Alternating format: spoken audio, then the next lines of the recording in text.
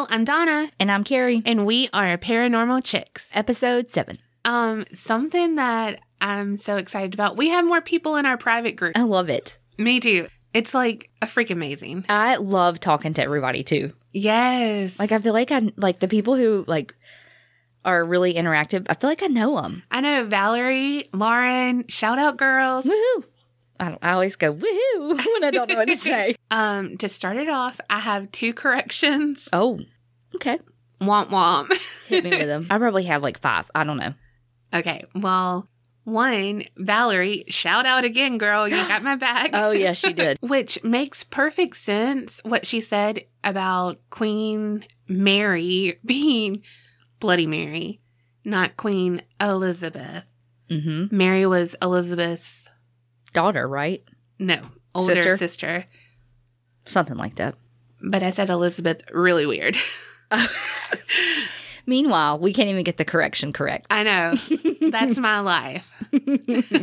Second correction is my coworker, Sean, who listens to us. So shout out, Sean. But he said we said Tootsie Roll instead of Tootsie Pop. Oh. And I was like, oh, we didn't say pop? I'm a sweet lover. I know the difference. No, you know I love me some damn Tootsie Rolls. I know, and I don't. I like Tootsie Pops. So, I'm sorry. It's the most random correction ever. Well, I just want them to know that we know the difference. We know our candy. Mm-hmm. We used to go trick-or-treating. Oh, you know something else that happened in the group that I'm super excited about on Facebook? What? Lola B. Doodle. Not her real name, but I mean, that's her Facebook name, not her real name. She is an attorney, which I mean, obviously I know you know, but they don't necessarily know. Anyway, she's an attorney and she has offered to help us when we have legal questions so that whenever I'm stupid and have to make another correction, oh yeah, so legal system jargon. Acquitted. Remember when I said that oh, yeah. Michael Peterson was acquitted and then retried? Oh, good times, good times. Oh my gosh. Yeah, she's gonna be like, look. I'm sorry I gave them my number. Right? Lose my Facebook. They use my number all the time. What is that Drake song? Hotline Bling? Is that you used to call me on my cell phone? Yeah. Oh my God. You know that we literally just went through those lyrics. Yes. Yes. Hey, we were on beat or we were on the same beat. Something. Oh my gosh. That's funny. Yeah, we're not hip. We know it. What else? What else has happened this week? Oh, I shared this in the private group and I think on Twitter because I was super freaking pumped. They might have the Zodiac Killer. Well, maybe. They are putting his DNA in one of those things to see if there's a familial. Yeah. They got him. If one of his relatives uses Ancestry.com or something. It's not Ancestry.com. Okay, 23andMe? Nope, it's not them either. Who is it? They're not saying who it is, but it's not a big company. Well, how would they have all this DNA then if they don't? It's not a big company. Because they couldn't do that. They couldn't release it to people, have it in the database for anyone to find. With that stuff, you sign a privacy thing. With this smaller company, it says in there, this is public. Dang. Mm-hmm. So someone was trying to be lowball and was like, ooh, Ancestry is too much. They don't have a free trial. I'm going to go to this. Free trial. You know? Oh, that's funny. That's how eHarmony loses people to Plenty of Fish. Right. And that's a whole nother show. All I could think about is all you get is tadpoles.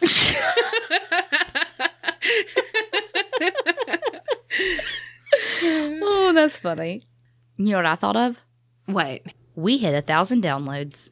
I know. I mean, we're not tooting our own horn, but that's right.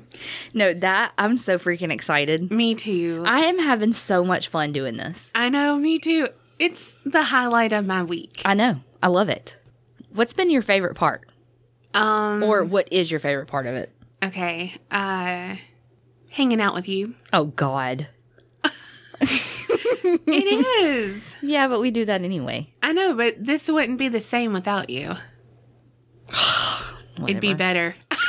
Damn! Savage!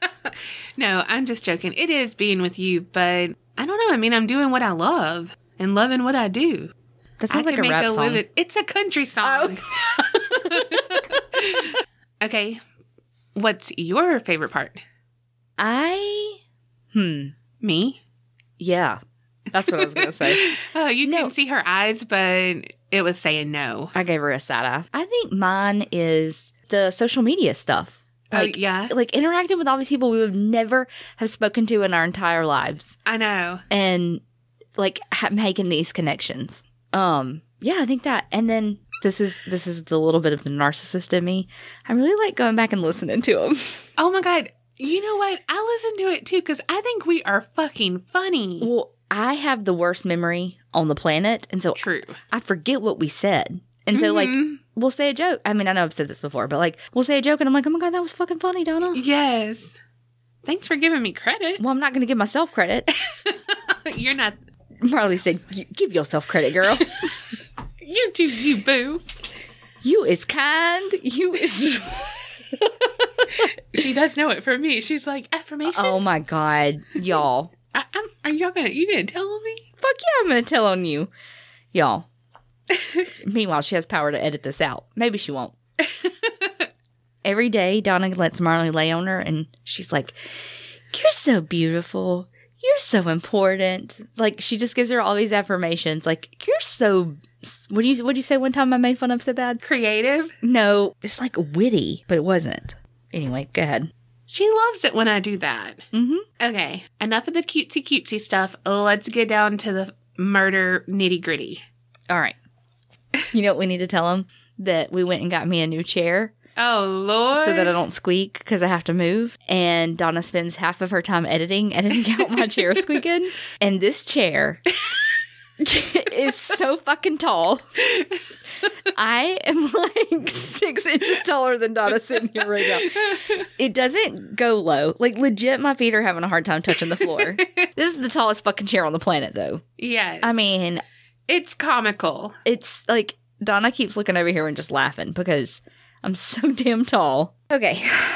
I'm doing Herbert Richard Baumeister. That's a mouthful. Baumeister? Baumeister. Oh my God, that's a mouthful. That's when you're supposed to say... Balls.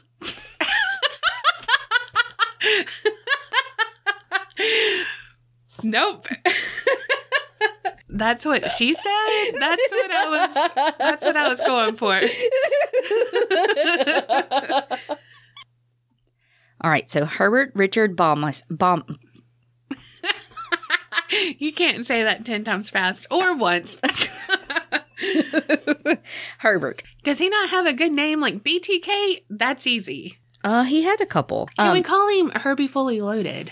I think that might be copyrighted. Great. Now we're going to get sued. Fuck. Way to be. Mm-hmm. Okay. So Herb was an American serial killer from Westfield, Indiana. So he was the oldest of 4 children. And he was born to Herbert and Elizabeth. So he had a fairly normal childhood, but he was weird.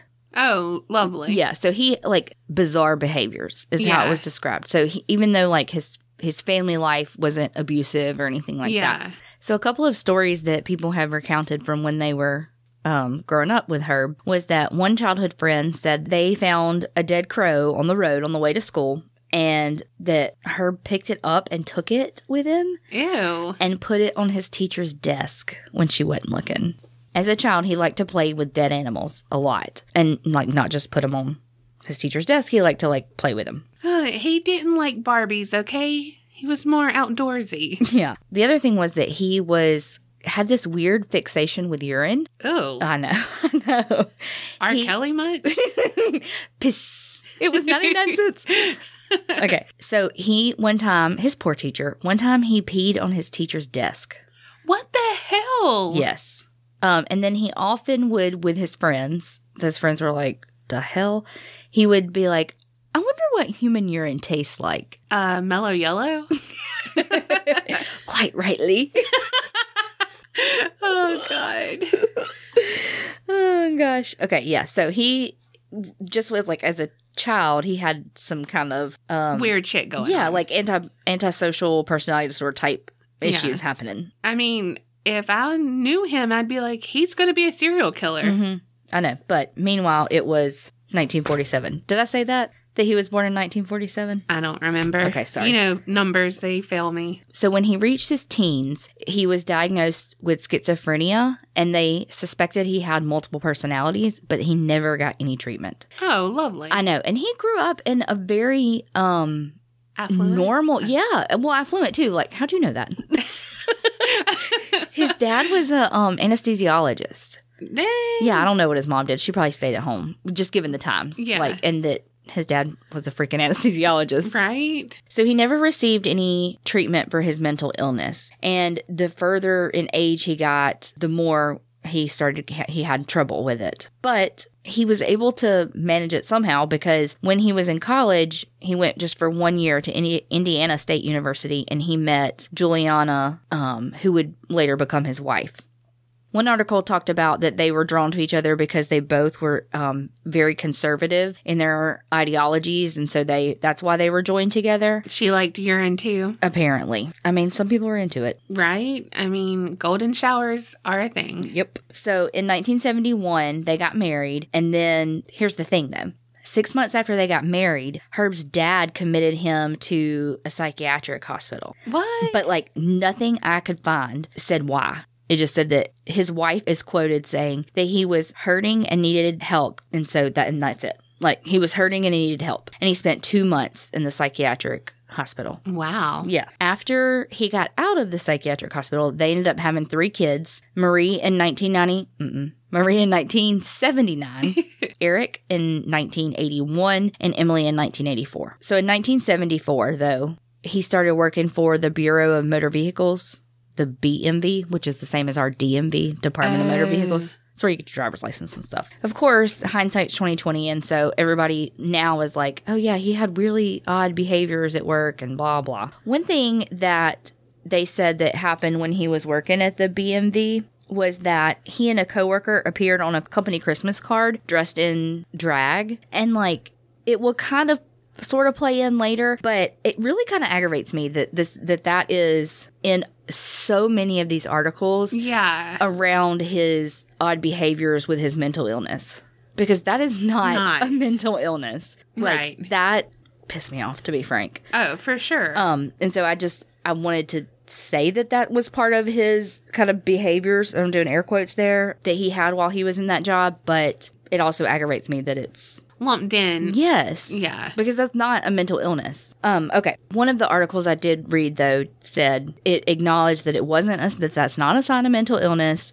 but just based on who he was in that job, it was out of character. Like, it was kind of a sign of things to come. Yeah. So to speak. So he had worked his way up in the Bureau of Motor Vehicles to program director, but he was eventually terminated in 1985 because he urinated on a letter that he sent to the governor of Indiana. Oh my gosh. So he had something with urine. So that same year, the body of Eric Roediger, who was a 17-year-old white male, was discovered in Indiana. And later on, they said that they believe that he was Herb's first victim. But there's not... They can't do the timeline. Well, it's just not... They can't prove it. But they're like, we're pretty sure that this is just because it fits with... That's right when he lost that job. Yeah. And so they think that it was kind of the start of his killings. Skirt tangent time. Something I've seen a lot on social media and stuff about the Golden State Killer is that they blame Bonnie. Like, how they will word it, his girlfriend or fiance, how they would word it on some of the headlines would be ex-fiance spurred, his killing streak and shit like that. And it's like, no. She did not spur this. Right.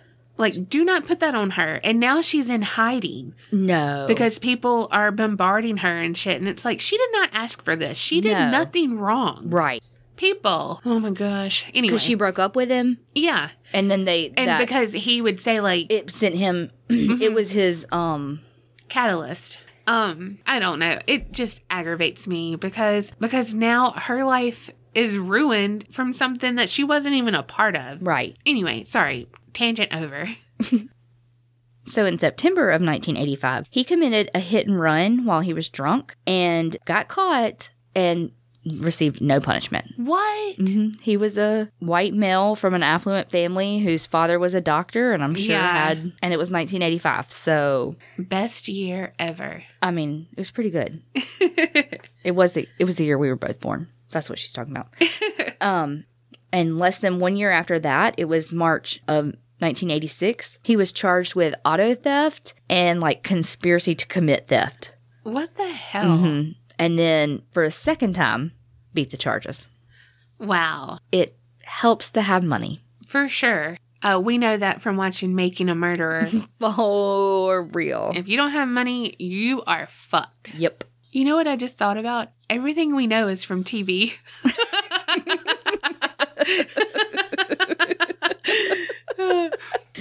Oh, that's funny. Like, not always documentaries either. Yeah. Where it's like, it could be a little bit more factual than, like, I mean, Criminal Minds, you know? So, his life is not in shambles, but it's not good. Yeah. He's got this wife and they've got the kids, but he lost his job and clearly keeps getting arrested, even though he gets off. Yeah, he does. You'll see. Oh, Lord. Foreshadowing of the foreskin. That's great. Okay, so in 1988, his mom loaned him $4,000 so that he could he had this idea for a thrift store. Oh, Lord. And he called it Save-A-Lot. And not like, but and I think that there's a grocery store named Save-A-Lot, but it's not that. It's like a thrift store. One thing I saw said that she loaned him the money. It was like after his dad had passed, but it didn't say how his dad passed, but a couple other articles I read didn't say anything about his dad passing, so I don't know. So he opened this store, and after the first year, the store was making like $50,000. Just like in profit. And so he opened a second location. So in about 1991, the Save-A-Lot was so successful that they bought this huge piece of land, and it was called Fox Hollow Farm. It was this 18-acre, $1 million estate. Damn. In the suburbs of Indianapolis. And so just because of him having those two locations of his store had started becoming a chain. Yeah. They had moved into this prestigious $1 million estate. You know, he was kind of finally starting to be recognized as like this pillar of the community versus this guy that's stealing cars and sending urinated letters to the governor. Yeah. Picture it. Okay, I got it. $1 million estate. I don't even know what that looks like. More than we will ever have. Right. In 3 lifetimes. Yeah. Okay. It had a nice little pool house. Oh, I love it already. The pool house had a wet bar and an indoor pool. What? Which I don't know if I'm down with that. I don't want I want the sunshine. Yeah. Like, I love to swim, but I like to swim in the sun. Yeah. But they were in Indiana. Maybe it didn't get hot enough for that. I don't know. Maybe their winters are longer. I don't know. What do I know? We're from the South. So they had everything decorated very lavishly. Mm-hmm. You ready for it? In the pool area, he dressed up mannequins. Oh, gosh. To look like guests were attending. Oh. Like a pool party. Oh, my gosh. Yeah. You know what I'm picturing? Home Alone when he has rocking around the Christmas tree. My God. Except these people were in bathing suits, I think. Yeah. Oh, God. Yeah. Yeah. What are with these people with mannequins and stuff? I don't know. So they say that, like, in his work life, like with the stores, because there were multiple, I think there were just 2 though. Anyway, that everything was very immaculate there, very organized, very clean, very rigid in his schedule and that sort of thing. But at his house, it was like in disarray. Like they had stuff everywhere, boxes everywhere, like just junk. Yeah. In places, and that the yard was like all the weeds were overgrown and stuff, but yet he had this like pool house that was clean, but it had mannequins who were dressed up. I don't know. So it was just a very different space than what they knew of him in the community. So like when people would go over, they'd be like, what in the hell? You know, it's really messy, blah, blah. Although it may have appeared that Herb and his wife had a very, you know, good relationship, things were going well with the businesses and all, they actually didn't. She traveled a lot, and she would actually spend a lot of time with his mother at their like cabin or country house or whatever the heck it was, whatever rich people have, we don't know from. And so he would be left alone for like weeks at a time, and that he also would go to Ohio a lot for business. So he was like in Ohio a couple of times a week, just, you know, driving there and doing who knows what for his business. Yeah. This is crazy. Okay, so they were married for 25 years. Good God. One thing said that in that 25 years of marriage, she never saw him naked. And that they only had sex 6 times. What? In 25 years. Did they do it through sheet? But no, okay, so he made her turn out the lights. I don't know. They had the lights on all the time, and like he kept his clothes and just unzipped, or like he would always get dressed in the bathroom. I don't know. Instead of the woman being like under the covers ready, he'd be like, I'm ready, honey. Close your eyes. Close your eyes. Don't look. Oh my God. Could you imagine if he had like mannequin hands? Stop it. But like, I guess it just kind of speaks to his mental illness too, though. I don't know if he had issues with his body. I don't know. That's sad. Right? Can you imagine being married to someone? And so they have 3 kids. So fertile Myrtle over here. 3 of the 6 times they had sex, she got pregnant. Like, his tadpoles just swim. Just keep swimming. Just keep swimming. Oh my gosh, that is great. I cannot live like that. No. Hard pass. Or maybe not so hard. I don't know. Was that the issue? I don't know. Little pig, little pig. We shall find out. Okay. So around this time, there were gay men who were coming up missing. Oh. And so, remember, it's 1985. Mm-hmm. It was kind of the AIDS epidemic. Yeah. Just still the stigma. Being gay was still considered like an alternative lifestyle, which I know people still say that word now, and it pisses me off because I'm like, it's not it's just who they are. Okay, tangent time over. All right, so Virgil Vandagriff was a private investigator who had worked for the sheriff's department in the area, and he had retired. And so Vandagriff was eventually contacted by the mother of a 28-year-old named Alan Broussard. He was missing, and the last time that his mother saw him was he was heading to meet his partner at a local gay bar. And then almost a week after that, he had gotten a call from another mother about Roger Goodlet, who was 32, and he had left his parents' house that night going out to a gay bar. And so he was kind of on the case, kind of realizing, hey, you know what? Both of these men went up missing. They're both gay. They were both headed to gay bars. And so he started putting up posters. Once he started putting up posters, he started getting calls from other gay men who said, hey, this has been happening. And that he found out that Roger Goodlet was last seen getting into a blue car with Ohio license plates. So he was like, shit, we got a serial killer. Like, this is the real deal. Yeah. And so he contacted the Indianapolis Police Department. But again, like we were talking about before, searching for the killer of gay men was not the top priority at the time. So, can you guess who had been frequenting gay bars? Oh, yeah. Herbie, fully loaded. Yes. Old Herbie had started going to gay bars when his wife would be out of town and picking up men and bringing them back to the house to go swimming in the indoor pool. Oh, with the mannequins? Mm-hmm. Oh. I know. So of the people who had been contacting the private investigator, one article called him Tony, but it was a fake name to protect his identity. But he said, look, I know that I've met this killer before. What? I know who he is. And he said that he had gone to the police and the FBI with the information, but they were like, sorry. Wow. It's gay men. We don't care. Okay, I don't think they actually said that, but that's basically what they said. Yeah. So Vandagriff met Tony, who, again, not his name. And this is the story that he told him. He said that he was at one of the local gay bars, and he noticed someone just staring at Roger Goodlet's missing poster. It was too much. Like, it wasn't just like he was like, one of the articles said he was captivated by the poster. And so he was reliving what happened. Yeah. So he was like, let me just watch this guy. So he just was watching him. And so he was like, he knows something. Yeah. So in order to try to learn more and see if he could figure anything out, he introduced himself. As one would. And so the guy said, "Hey, my name's Brian Smart." Very smart. And I'm a landscaper from Ohio. Ooh. Remember that? Mm-hmm. Ohio license plate? Yep. Putting it together. Connecting the dots.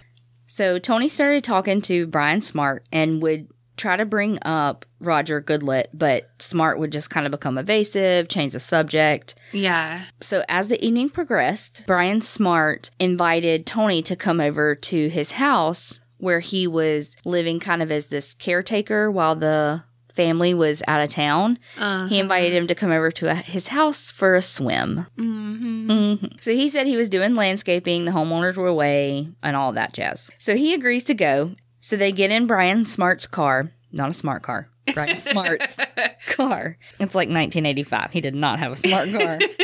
But anyway, the car had Ohio license plates.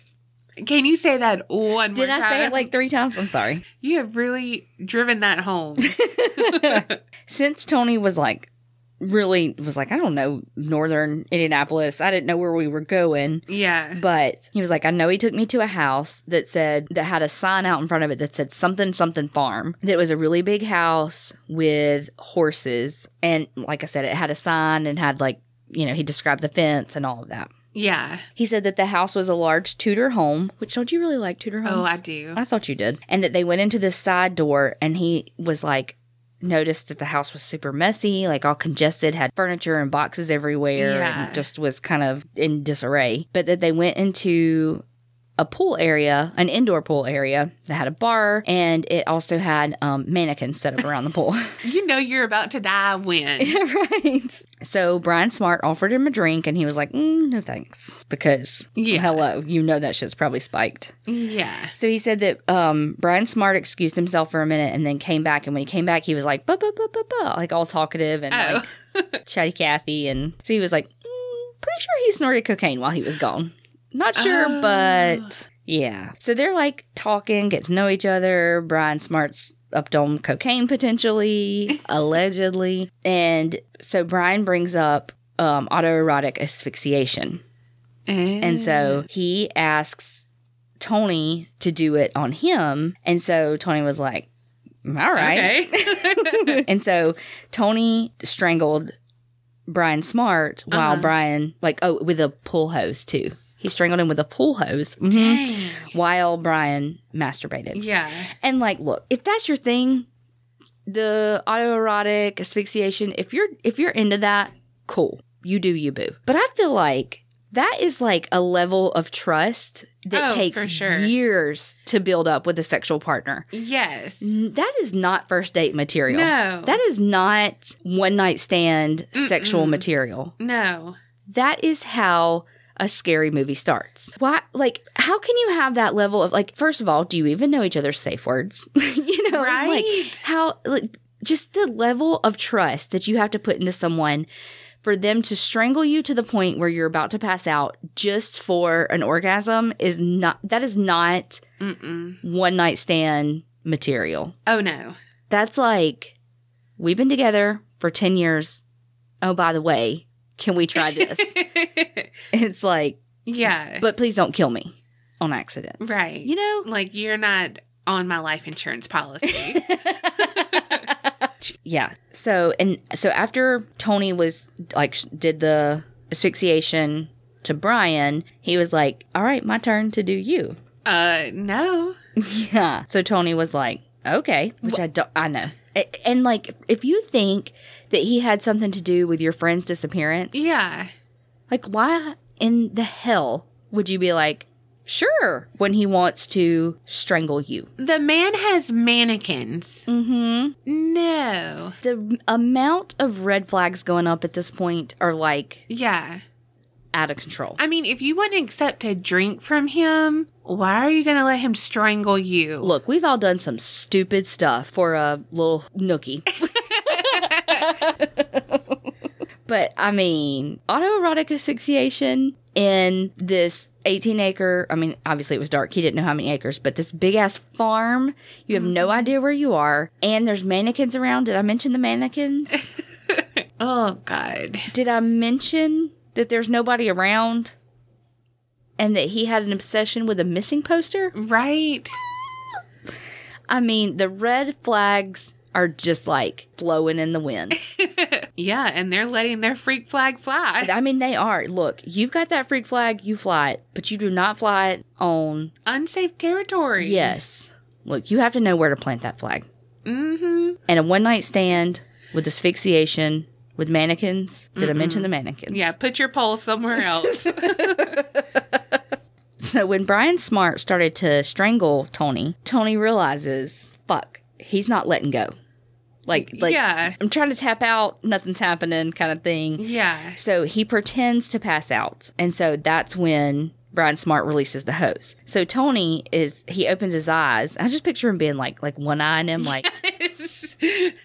I see you. Uh-huh. Anyway, so he opens his eyes and Brian Smart is like, oh, I was so scared because you passed out, tried to play it off, like, oh, I didn't accidentally on purpose make you pass out. I meant to let go of the hose. I was so scared. So Tony believes that the only reason why he survived was because, number one, he refused to drink at the beginning of the night. Yeah.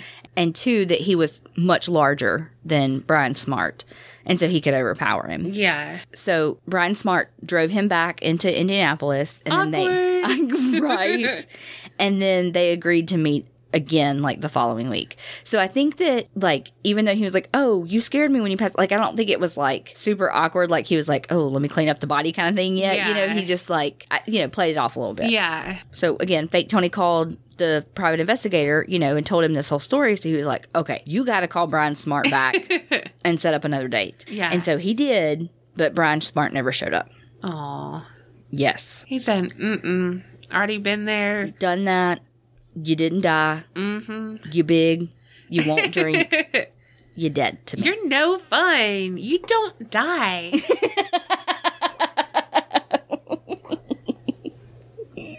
Thank you. I just thought that was funny. Vandagriff was like, all right, look, I think fake Tony's story is true. I really believe him. So he was like, I'm taking it to police this time instead of fake Tony. Yeah. And he took it to a detective named Mary Wilson. And which I think, okay, she was a detective for the missing persons unit, which I think is quite interesting that she was the one that was like, oh, okay. She was a woman detective and, 19 whatever. And these were gay men. Exactly. Yeah. It was like, I got you, fam. Yes, like. Totally. So I just thought, well, number one, I thought it was cool that it was this female detective, but then also that she was the one that was like, no, these men are worthy of finding who is killing them, whether or not they're gay. Right. It's amazing if you have empathy, what can happen. Mm-hmm. So back to Herb.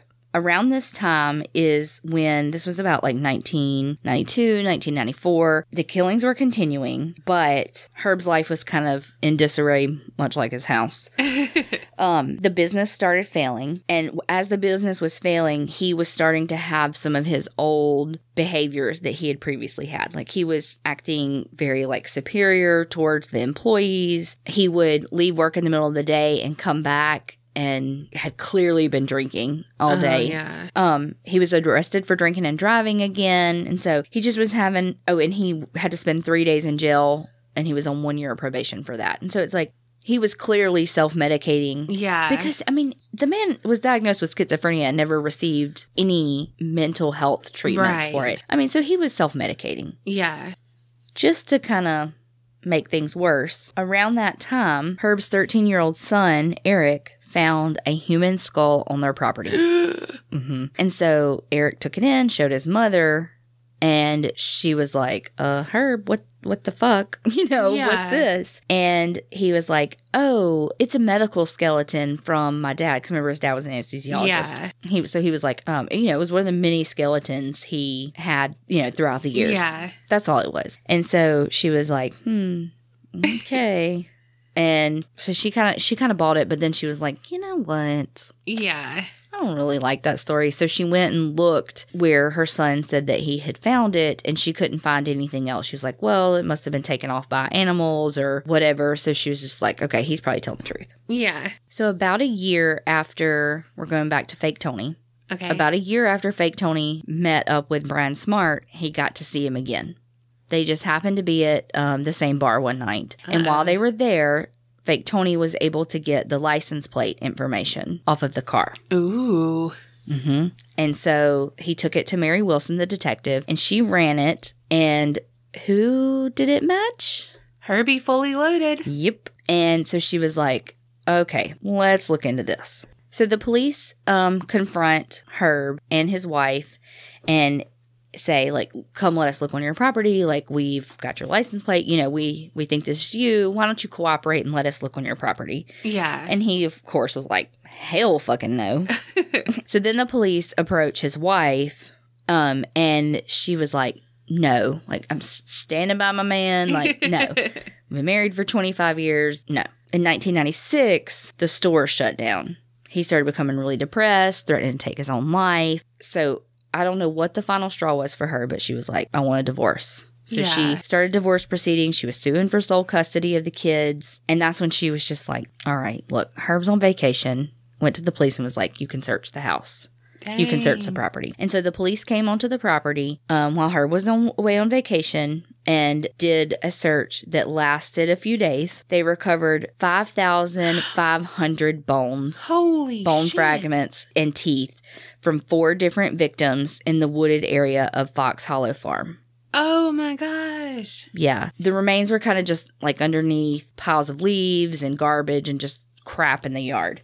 Wow. Yeah. And so then they received a report from a neighbor that said that he had found skeletal remains near this drainage ditch that separated his lot from their lot, and was like, you know what, you should probably come look at that. Whoa. And so they were like, okay. When they get there, they immediately found several skeletons coming up from protruding from the muddy ground.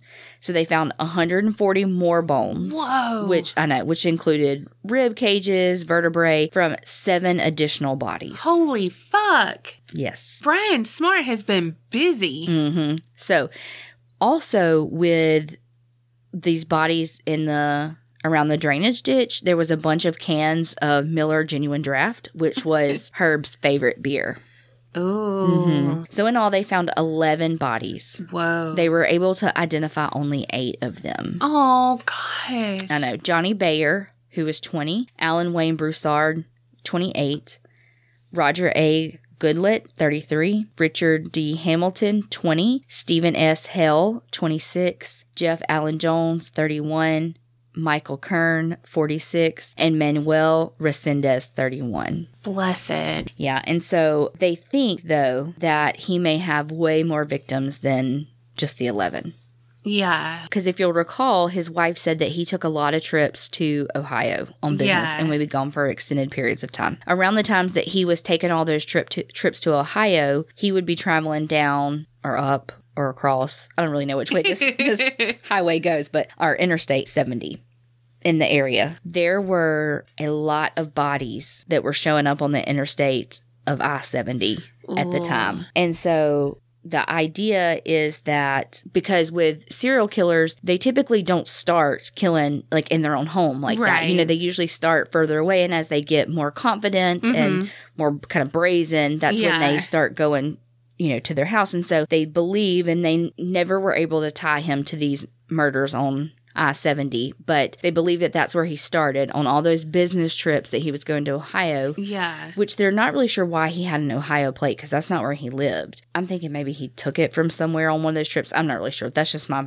opinion. But that he would, while he was going on those trips, he would kill all these men and dump them on I-70. And then as he grew more confident in his skills and just more brazen, that's when he started picking men up from the more local gay bars and taking them back to his house. Yeah. Where he would strangle them. He would get them drunk, give them the drink, make sure they were really drunk, and then would strangle them with the approach of the autoerotic asphyxiation and say, like, hey, let's do this. And then he would choke them out and kill them versus it actually being autoerotic asphyxiation. Well, it was, because he did get off on it. Yes. But then he also got off on killing them. Exactly. Hey, 2 birds, 1 stone. I mean, if it's your thing. When they were searching his house, they did find a video camera hiding in the corner of the pool room, but they couldn't find any videotapes. Oh my gosh. Yeah. And so they're like, we really think that he recorded these murders. We have no proof because we can't find the videotapes. So remember, all of these searches were going on when Herb was on vacation. Yeah. So while he was gone, he called his brother a couple of times and was like, I need money immediately, blah, blah, blah. And so at first his brother was giving him money until he found out that they were finding bodies on Herb's property and was like, skirt, I can't give you any more money. Yeah. That's not how this works. I'm not aiding and abetting. I was about to say that. Because he truly didn't know. Yeah. He was just like, oh, my brother needs money. Here you go. So when Herb kind of realized everything that was going on, he fled to Canada because that's the kind of man he was. Right. He goes to Canada and he's sleeping in his car under a bridge when a Canadian trooper comes up to his car and is like, hey, what you doing? And Herb was like, oh, I'm just passing through, just stopped to get some rest. And the trooper noted that he had a big stack of videotapes in the car with him. Oh my gosh. Yeah, and so they think that he took them with him. So the very next day, on July 3rd, 1996, Herb kills himself with a .357 Magnum while he is in Ontario, Canada.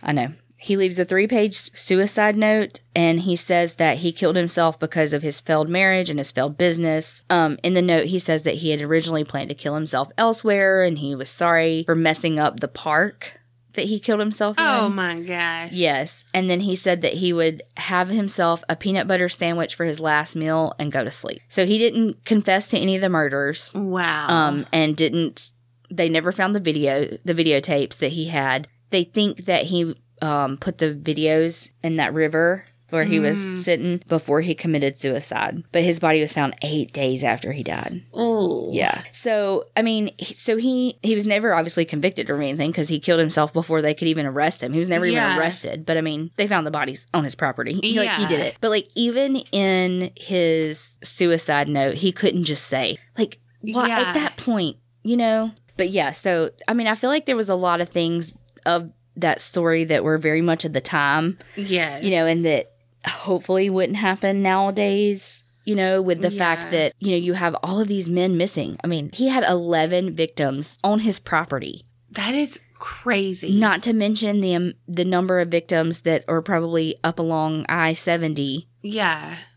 That he killed first, because those were like the same MO. Like everything, I didn't go into those murders very much or at all, really. But it was the same MO. They were all about the same age. All the victims from the I-70 killings and the killings in his house, they all looked the same. They were all like similar height, similar build, similar weight, kind of close in age. I know some of those ages ranged that they knew the victims like 20s to, there was like one that was 46. Yeah. But they all had the same physical appearance. And so, as did the victims from I-70. And so, I mean, he did them. They're pretty sure. But he confessed to nothing and now he's dead. And what a bastard. Yeah. It's so hard when you feel sorry for him, but then at the same time you hate him. I know. I mean, that's life, I guess. But, you know, I really wonder, one article I read talked about his diagnosis of schizophrenia and that it was saying basically it was an incorrect diagnosis and that he had antisocial personality disorder. And I just found that interesting, like, because, of course, I don't know statistics off the top of my head, but, you know, majority of the time, people who are schizophrenic are more harmful to themselves than others. Like, it's very rare that someone with schizophrenia is going to be a serial killer. Right. And so, clearly, to me, that diagnosis was wrong. But he never received any mental health services. And so it's like, it just speaks to such a larger issue, not only from the men who are gay disappearing and nobody caring, but to the state of his mental health and the mental health services that were lacking. I mean, his father was a physician. Yeah. And he didn't receive mental health services, you know? Yeah. fucking stigmas. Right. And I mean, and not to say that had he gotten therapy, he would have never killed these men. Right. I mean, that's impossible to know. Yeah. I don't know. I just thought this story is just fascinating to me. No, I liked it. Thanks.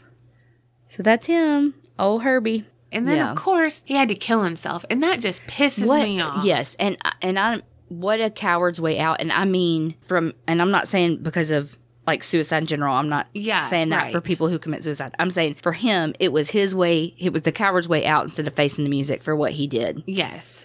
That's what I mean by that. Not saying that people who commit suicide are cowards. Right. Because we've been on that yeah, that tangent. Tangent, yes. It angers me when people do not confess to things like on their deathbed and shit. Just do it, please. Have that 1 ounce of decency, humanity. To give somebody closure. Yes. Mm-hmm. But I mean, I guess if you're the person that's killing somebody, you're not the person who you cares. lack empathy and all of that. But it's like, just say, why not? You're dying. Yeah, and at some part, I would want to, again, because, like I'm a serial killer with all my craziness that I come up with. Mannequin hands with sex. Whatever.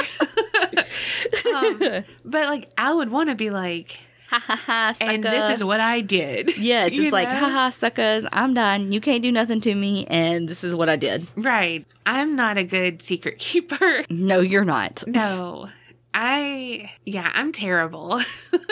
Yes, you are. Well, it's like, oh my God, I found a gift for you and your birthday is like a month away and all I want to do is tell you about it and give it to you. But you still can't keep a secret. But I'm just like an open book. I have no cover, no ending. I'm just full of pages. Or full of shit. I was going to say, and by that you mean full of bullshit. Just kidding. Sort of. Oh my God. Oh my gosh. Y'all. Speaking of fucking bullshit. Oh God. I have no idea where you're going with this. We all knew that Kerri was horny, but we went to the zoo Sunday and this girl got horned twice. I did not know where you were going with that. You said bull and all I could think about was horns. Oh, it was some kind of cow in the Africa exhibit. And of course, Kerri just wanted to touch it. Well, shut up. Miss, I don't like textures and everything else. She was like, I want to touch it. And she got horned twice. It wasn't very hard. It was just like a... That's what she said. It was just a bit of a poke. Just the tip. Just the tip. Oh, God. Oh, God. Oh, God. Oh, that was so funny. I forgot about that. Must have not been too good. Oh, gosh. I did tell him at work, though, what had happened. Oh, my God. So funny. Yeah, I was petting it. Like, I was to the side of him. You were petting that. Jesus Christ. Two-handed. But I was just petting it to the side, and he, like, I guess didn't like that I was on his side, where I was on his side. So he, like, turned to, like, be like, get the fuck off of me, and was like, poke. And I was like, what the hell? Oh, God. And then he did continued to do it. Because that's who I am. Oh, you don't like this? Here, let me do it some more. Yeah. Oh, and if you're in our close group, I mean, #joined. Yeah. Kerri posted video and a picture of the owl. Could be Michael Peterson's puppet. That owl was so, creepy. It looked like it was wearing a creepy, scary mask. Yes. That was the weirdest looking owl I have ever seen in my life. And he was playing peekaboo, too. Yes. Like a creepy motherfucker. With a creepy mask. Did I mention he had a creepy mask? I thought it was going to be a cute, owl. Mm-mm. Okay, do you remember when weird eBay listings were all the rage? Mm-hmm. Toast that looked like Jesus. Yeah.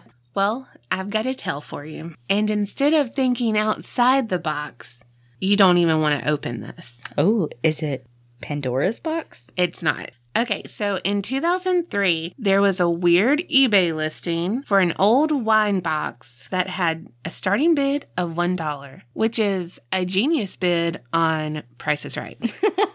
Sometimes. Mm-hmm. So the seller stated that it was a haunted Jewish wine cabinet box. Okay. It ended up selling for, guess how much? $10. $140. Holy crap. Yes. Okay, so in that whole description, he went into like what has happened with the box and all that. So that's what I'm going to tell you. Right, like right now? Like right now. Okay. Picture it. Portland, Oregon. There's this guy named Kevin Mannis. Mm-hmm. And he shows up at an estate sale. This one is not like a yard sale. It's more of an auction. So picture Storage Wars. That's how this was. He had an antiques and furniture store. So he saw some lot that he wanted. And again, you don't know all that's in there. Yeah. He won the bid, and when he saw it, he had like a couple $100 of furniture that he could refinish. And he noticed that there was this wine box, like this antique box. So he's putting it in his truck, and he hears someone say, "Oh, you got the Dybbuk box."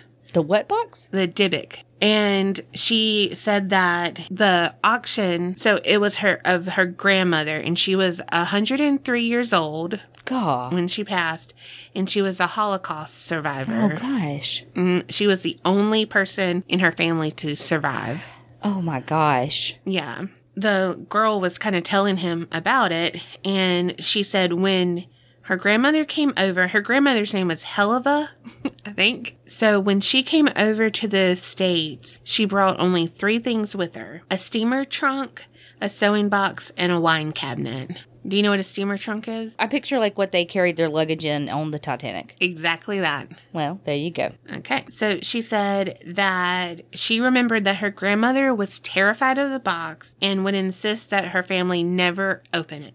And she called it the Dybbuk box. And so he was like, well, you have this attachment to it, like, here, take this back. Yeah, yeah, I didn't know that I was getting this. Like, I didn't bid on this, you know? And she's like, oh, no, you purchased it. It's yours. Like, I don't want it. You take it. It's rightfully yours. And he's like, okay. You know, like, just trying to be nice. Do the right thing. And because, you know, she's talking to him about it. So he's thinking, you know, maybe, like, she's going to have that back, you know? Right. Well, and it was one of 3 things her grandmother had.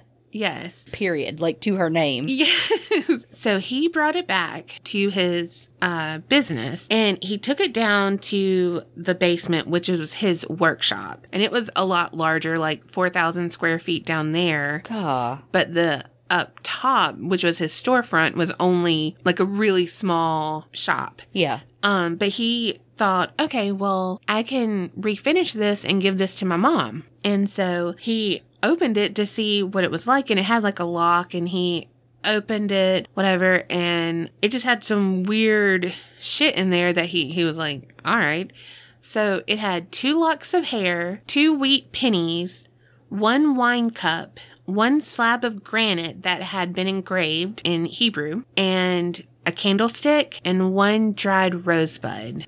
So he's like, okay, like, weird, but I mean, random keepsakes. Right. So he goes to leave, and he has a shop clerk there, and her name is Jane Howerton. About 30 minutes after he leaves, she calls him being really hysterical and stuff, saying that someone's in there and, like, they're trashing the place, and she doesn't know what's going on. What she said, because I watched a little thing about, like, an interview with her, and what she said is that she got a phone call. Well, she went downstairs into the basement, and she felt like someone was watching her, and she said, like, she's never felt that in that basement before. She's been there several times, you know, and she got a call, so she went back up to the office, and it was, like, someone that she knew, but so she hears, like, something fall, and, like, the camera's behind her, so she looks, and it's like a pole, you know, something that was just a camera's behind her? Sorry,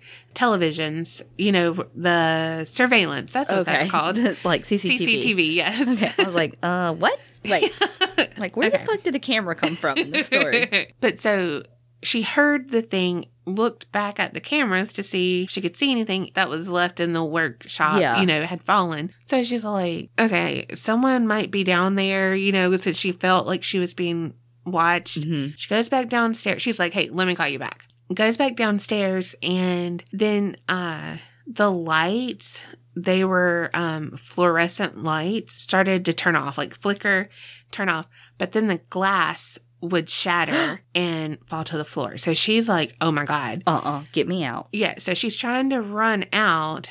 Well, the iron gate, like the security gate, is locked. And so she can't get out. Oh my gosh. And so that's why she's calling Kevin, like, please get back here. Someone's in here. Come get me out of here. So he's like, all right, look, I'm coming. He said his phone died when he was like trying to talk to her, calm her down. Out of nowhere, it just died. When he got there, he noticed that the doors were locked, like the thing. And he's like, I didn't. Like, why would he have locked those? They were open. Right. So he went in and he, tried to turn on the lights and stuff because she was like cowered in his office, freaking Terrified, out. yeah. So he went down there, couldn't turn on the lights, and like crunched on the glass, and he's like, what? All 9 incandescent bulbs had been broken in their sockets, and 10 4-foot fluorescent tubes were lying shattered on the floor. Oh my gosh. Mm-hmm. And he said he was hit with an overpowering, unmistakable odor of cat urine.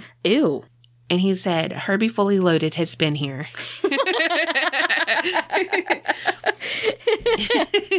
And it wasn't there 10 minutes ago when he left. Yeah. Right. So he was like, Jane's never done anything like this, but what if she knew the person or something and she's hiding some, like whatever. So he went up to talk to her and she's gone. She was like, I got to get out of here. Yeah. And just left and never came back. And she worked there for 2 years. So she was his right-hand woman. Yeah. So, but he, how people do, they just shrug shit off and he didn't think of anything like, oh, that's weird, Yep. Explaining it away. Yep.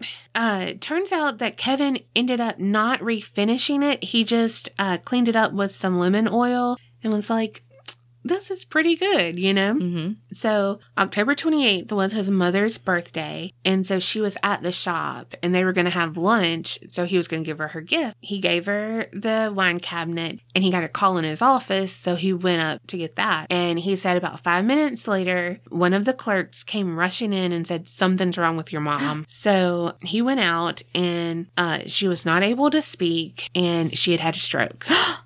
Yeah. In the interview with her, she said that when she opened the box, she just felt a rush of cold. And then she said she knew she was having a stroke because her mouth was drooping and her eyes were drooping. Mm-hmm. And, she just felt that. Could you imagine? Nope. Like, oh my gosh. So she couldn't speak and he's like asking her stuff and, she said that she was like able to scratch out, like not really right, but scratch out hate gift.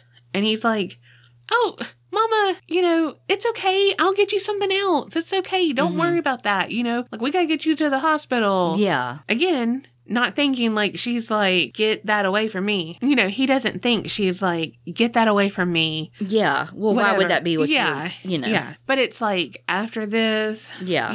Very weird. But again, reasoning it away, that's what you're not supposed to do, people. Right. Well, obviously, she started to speak again because she had that interview, but you can definitely tell she had suffered a stroke. Like I said, Kevin, of course, does not put 2 and 2 together, and so he tries to give the box to some of his friends and family members, all of which who give it back to him shortly after. Some of them said that the doors wouldn't stay closed and would open on themselves. Of the box? Mm-hmm. Okay. Others smelled strange mixture of jasmine and cat urine. Oh. So after he got it back from them, he sold it to a couple, and a couple of days later, left on his doorstep with a note that said, "This has a bad darkness." Oh, God. So now that Kevin couldn't give it away, it's in his house, and he started to have reoccurring nightmares. So this is what he said about the nightmares. It goes something like this. I find myself walking with a friend, usually someone I know well and trust, and then at some point in the dream, I find myself looking into the eyes of the person. It is then that I realize there's something different. Something evil looking back at me. At that point in my dream, the person I'm with changes into what I can only describe as the most gruesome, demonic-looking hag I've ever seen. What? Mm-hmm. Please note the terminology. Right. And then the hag proceeds to beat the living tar out of me. He said that he has awakened numerous times to find bruises and marks on himself where he had been hit by the old woman during the previous night. Still, he did not relate the nightmares to the cabinet. One morning, his family had stayed over, and turns out all of the family members who had taken possession of the box suffered the exact same nightmare. They all saw the old hag. What? So then after that, he started seeing some shadow people. Mm-hmm. So the old hag is in his dreams, but the shadow people are like during the day and we're in his peripheral vision and stuff. Gosh. So he said some of the visitors had claimed that they also saw shadow things. So he put the cabinet in the outside storage, and I don't really know why, if he finally kind of like put pieces together. Yeah. Or if he was just like, I'm not going to do anything with it. Put it in the storage. I don't know. But then after he did that, he woke up in the middle of the night from the smoke alarm going off. He said he went to see what was burning, opened the door, didn't see any smoke. But he did get hit with the smell of cat urine again. He said when he went back inside, the smell was there in his house. So then he said he went back outside and grabbed the cabinet. He brought it back inside and was like, okay, I'm going to research about this. Mm-hmm. Finally getting somewhere, Kevin. He said while he was surfing the net. Oh, fancy talk. Mm-hmm. The World Wide Web. The Google. Yes. No, it wasn't Google back then. Dogpile. Ask Jeeves. Ask Jeeves, probably. There was a Yo Mama or something like that. Stop it. Go Mama. Something like that. Go Daddy? No, that's now. But Ask Jeeves. Man, I asked him some stupid fucking questions. And he helped me write some papers in school. Right. So thanks, Jeeves. Okay, so he fell asleep at the computer and once again had that same freaking nightmare. He said he woke up at 4:30 a.m. and he said it felt and smelled like someone was breathing on his neck. Oh. Yeah. He said that his house smelled like jasmine flowers at that point. And then he saw a huge shadow thing go lopping down the hall away from him. Then it says, if that wasn't bad enough, on Friday the 13th, Kevin found all 10 fish in his aquarium had died. Aww. Plus his little heart. Fish are gross. Hate fish. Donna loves an aquarium. Ugh, I hate it.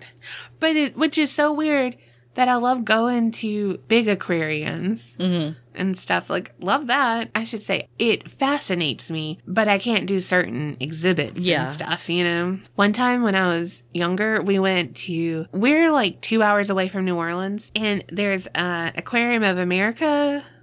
Is that it? I don't know. Aquarium of Americas? I don't know. Something like that. But it's a huge aquarium, and they have this shark exhibit, and it had like a little porthole, and apparently I don't know why, but I wore red that day, and my brother, being the great big brother he is, pushed me into the porthole and was like, it's gonna come get you because of red. And I freak out. That is so funny. Yes. Picture it. Dustin from Stranger Things, because I did not have my front teeth. Oh, that's funny. Yeah. Okay. Oh, this article said, this definitely begs the question, why the hell not throw the damn thing away? So Kevin said the reason he was afraid to destroy the box is that he was worried that it would cause whatever evil spirit that he believed might be inside the box to be released. And he said, like, traditionally, don't burn the shit because it, releases it, makes it worse, whatever. Gives it power, whatever. So he was like, okay. Thinking back, he remembered that the woman made it clear that he had purchased the box. Like, it was his. Don't give it back to me. I don't want it. Yeah. So he's like, okay, I can't sell it because people keep returning it to me. So I need something like all sales final. Yeah. So he went to Ask Jeeves and was like, where can I sell a haunted wine box that might or might not have cat pee? Yes. Sometimes it smells like jasmine flowers. Other times, like animal urine. Yes. Ew, ew, ew. You know what? That sums up my life with perfume. Every time I'm like, ooh, that smells good, I buy it, put it on me, and I'm like, ew, God. Meanwhile, I reap the benefits. Yes. Because she's like, ew, and then gives it to me. And then it smells so good on you. Well, thanks. It's like my pheromones are rotten. I almost said, first of all, rotten, really? But I almost said, yeah, my endorphins must be really good. And I totally meant pheromones in my head. See, even in my head, I F that shit up. Okay, so he's like, Jeeves said, eBay. Good thinking, Jeeves. I'm telling you, he knew everything. So he sold it for the $140, remember? And he sold it to a college student at Truman State University in Missouri. His name was Joseph. So he saw it and kind of was like, hey, you know, like, because that was, again, the popular thing, kind of, you know, like weird shit. Yeah. And he's like, hey, this is haunted. Like, let's get it to some of his roommates. And they're like, nah, I'm good, you know? Yeah. Well, he's like, all right, whatever, you know, but then he does buy it. Joseph also claims to have had similar bad luck. So he wrote a blog about it, probably on like LiveJournal. Yeah. So there he chronicled his experiences. You said this was like around 2003? Yeah. Okay. They said that they used it as like a party, freaking girls out and, you know, that kind of thing. Yeah. Okay, so Joseph says that in the 7 months that he had possession of the box, he and his roommates fell victim to many injuries like broken fingers, bronchitis, swollen red eyes, and insomnia. Also, their house became plagued with decaying mice. Ew. And their electronics would all die daily. Then the worst of it came when Joseph, he was a healthy 20-year-old guy, started losing like clumps of his hair. So he went to the doctor and he was like, no, everything's fine. You know, it's probably stress. So he's like, it's probably the box. You know, it might really be haunted. So Brian Grubbs is one of Joseph's roommates. He works with a man named Jason Haxton. So he's kind of the go-between this operation. So in 2004, he went to good old eBay and listed the wine cabinet for sale. It sold for $280. Oh, gosh. To Jason Haxton because he had been following Joseph's blog and then he knew Brian, who had said like, yeah, this shit's been happening, you know. So Jason was a museum curator for the university's medical museum. So they had weird oddities and stuff. One of them said it was a wallet made of human skin. Like, what? When did Leatherface work there? Like, no thank you. And he also lived in Missouri, obviously, since him and Brian worked together. Yeah. So, okay, he experienced the technology problems, and everyone in his office did too that were close to the box. Because he had it to look over it, you know, and all that. Maybe we have a box. Maybe I have a box. Damn. Check yes or no. No, but maybe that's why technology hates us. Probably. He also said that the light bulbs and the desk lamps that were adjacent to the box would burst in the sockets like the ones at Kevin's shop. Yeah. He said that he had some of the same illnesses that the guys had, and he also had the smell of jasmine and cat urine. Yeah. Which is so gross. Yes. Ew. And he also had the nightmares of the old hag. And he said she had really sunken in eyes and stuff, and like stringy gray hair that was like everywhere. I picture like, I'll just picture like Medusa hair. Right? Ugh. And he said that when she would fight him, he felt like he was being torn and ripped apart. Yeah. He also got really bad case of the hive, or hives, not the hives. The hives. He had the hives. He had the band, not the element.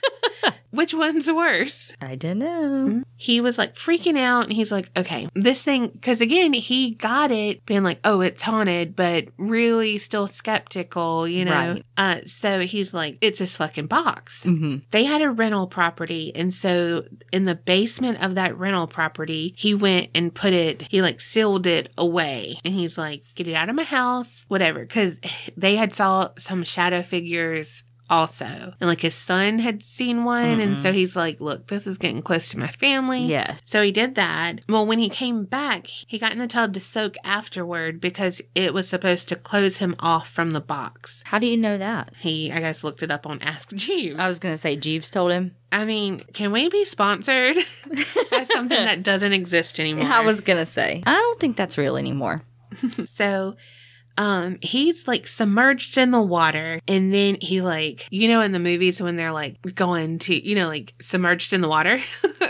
Picture it. He's submerged in the water. Wait, is he submerged in the water? He is. Okay. Just painting a picture here. Yeah. So then he like breaks through the water and like a that, you know, you get it. Yeah. He's not submerged anymore. And he can breathe. Yes. Well, he can't because he starts coughing up bloody gel-like mucus. Ew. Yeah. And it's like choking him, yeah. You know? Meanwhile, while he's doing that upstairs, his wife had got his clothes that he took off to go, you know, close himself off. And she was putting it in the washer. And when she touched his jeans, her hand began to burn. And she had like blister-like welts on her. And so she went up there and was like, what is going on? Like, did you have poison ivy on you? Like, what's going on? And so he's like, oh, fuck. It's still going on. Yeah. So he tested it for heavy metals such as mercury or even biohazards, but all the tests came back negative. So then he started to interview the previous owners, and he started to research Dybbuk because they were calling that. There were some Hebrew etchings over the box and stuff, and he learned that Dybbuk have haunted Yiddish folklore since the dawn of Judaism's mystical movement in the later half of the 16th century. What? Yeah.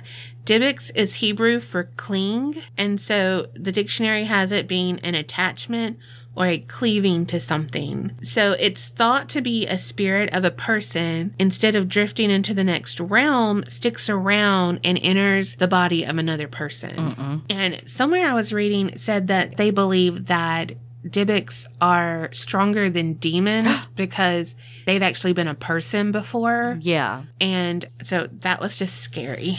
And they can only be exorcised out. You know, it's not like you can just clean yourself in a tub. Yeah. You know? Because then you'll be coughing up blood. Yeah. It's like, no, bitch, I ain't going. You warm and cozy. Ooh, it's a flush blanket. Ew. Again, why am I a serial killer? Do you want some lotion? It puts the lotion in the basket. Okay, so he found something that had said, real technical here. He had found something that had said something that told him something on Ask Jeeves. Yes. It said, a soul that has been unable to fulfill its function during its lifetime is given another opportunity to do so in Dybbuk form.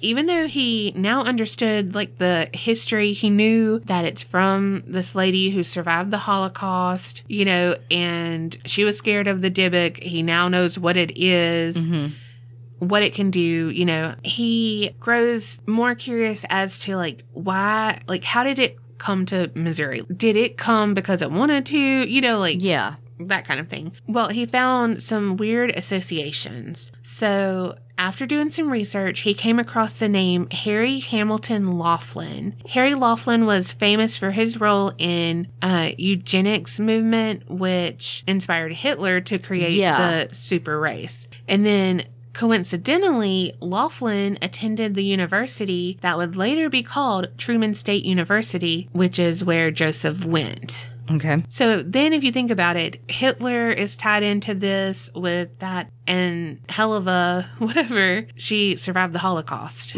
So it's just like, a weird coincidence. Yeah. It's all with this cabinet. So Jason consulted with various rabbis on how to seal the Dybbuk into the box. Like, look, we're not opening this anymore. Yeah. Like, hence why the grandma didn't want anybody to open it. Right. That had already been done.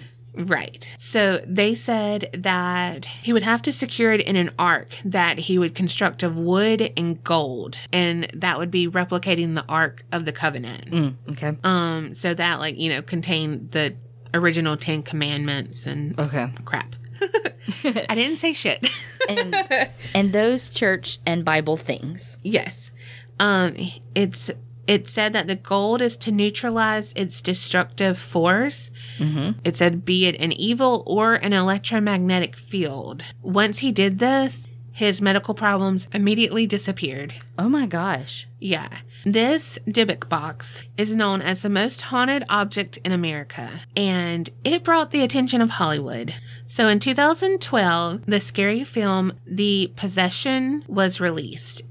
It stars Jeffrey Dean Morgan and Kira Sedgwick. Who's he? Okay, so you don't watch Walking Dead, but no. He was Denny Duquette on Grey's Anatomy. Oh, yeah. Okay. Was with girl. Yeah. Katherine Heigl. Yeah. Lizzie. Izzy. Same thing. Okay, so he stars as the dad who begins to witness his young daughter acting strangely following the purchase of an antique wooden box with Hebrew markings on it at a yard sale. Sound familiar? Right? And as days go by, she becomes more obsessed with the box and her behavior becomes increasingly erratic and alarming. It was actually a pretty good movie. I watched it and I didn't know that it was based on a true story, even though it says it, but they get you every time. Right. Mm-hmm. So even though the actual Dybbuk box wasn't kept on set, strange events occurred during the shoot, including exploding lights. Mm-hmm. Like, why do they have to explode? I don't know. Like, just flicker. Yes. Nobody's trying to clean that shit up. Like, why do you have to be extra? So in addition, after shooting Wrapped, all the film's props were destroyed in a warehouse fire. Coincidence? Okay, so one more update. It was on a Paranormal Witness TV show, which is by Zach Bagans, who is Von Dutch's biggest customer.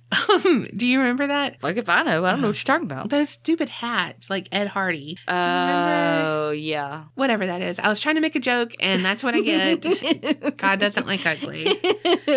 Anyway, he has like bedazzled jeans. Yes, I know who you're talking about. Okay, so he bought it for tens of thousands of dollars. Holy shit. I need to go chase ghosts if I could have that kind of moolah. Preach. But okay, so he put it in his haunted museum that's in Las Vegas, and I want to go. Let's go. Okay. Like seriously, I want to go. Are the ghosts going to follow us home? Maybe. I don't know. You know what we can do? We can submerge ourselves. And then cough up blood? No, thank you. And then we'll put it on our skin and make us look young. Damn. You know who that was? Mm-hmm. That girl that was in that thing. That lady that would kill people and she'd put the thing on her skin. Yes. Elizabeth Bathory. Yes. Man, if you want a witness to a crime, get Kerri. She is all about the fine details. Okay, so he said that he was actually genuinely too terrified to open the box and hasn't opened it. Keep that shit closed. And you actually have to be over 18 and sign a waiver just to view the box. Yeah. So how freaking cool is that? Let's not do that.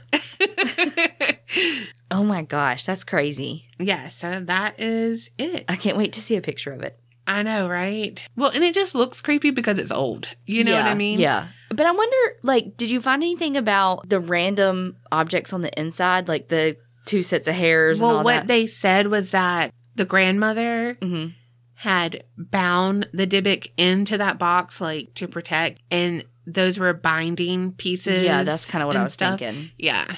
So it was probably her hair and whoever else's and shit. You know what I mean? Yeah, like to keep it in there. Yeah. Mm-hmm. Which Kevin Mannis was like, here, let's open this up. And started all this fucking shit. Well, meanwhile, was it him that got the tens of thousands or was the next guy? third guy. Dang. Again, fine detail. Wow. Well, I liked that story. Yay. I did too. When I was looking at it, I was like, ooh, this is good. Yeah, I liked that a lot. Yay. So don't go to yard sales. Actually, be very careful what you do buy at yard sales because you never know the story behind stuff. Well, he heard the story and he still went rogue. True. And opened that shit. True. I love a damn yard sale. I do too. You can get some good stuff there. Yeah, you can. Okay, I take it all back. Do as I say, not as I do, okay? No, strike that, reverse it. Whatever. You do go to yard sales, even though you said don't. Yeah. Do you have anything to wrap it up with? Well, we always do what we learned. Oh, okay. You started with the yard sales. No, that doesn't count because I was... Wrong. Yeah. Okay. Okay, I got one. Don't do asphyxiation on the first date. Yeah. 2, If you see mannequins outside of a department store, run. 3, Uh-huh. when a dead old lady doesn't want a box to be opened, don't fucking open it. Right. Like, she's been through the Holocaust. And she said, that's scary. Don't open it. Like, You don't fucking open it. yeah, no thanks. Nope. Ugh, just be careful. Be very careful. Well, Well, I do have something to say. Okay, so this is probably going to be TMI. oh God. Which, I mean, y'all are listening to this, and hopefully you like us, so me being TMI is okay. I have no clue where this is going. Well, you know of it, but I just wanted to say it. Don't look at me like that. What the fuck are you about to say? Okay, so I like to be goofy and all, but this is serious. And so I was talking to my brother the other day because we have this website that if you vote for us, we could be like featured as podcast of the month and hopefully get exposure and grow. Mm-hmm. And so he doesn't listen to the podcast because apparently the scary stories affected us differently. Yeah. So he's terrified of everything, especially Freddy Krueger. Yes. Like, you still cannot say that to this day, and he's, what? 38. Yeah. So all the times that your mom read y'all those stories, you loved them, and now he's scarred for life.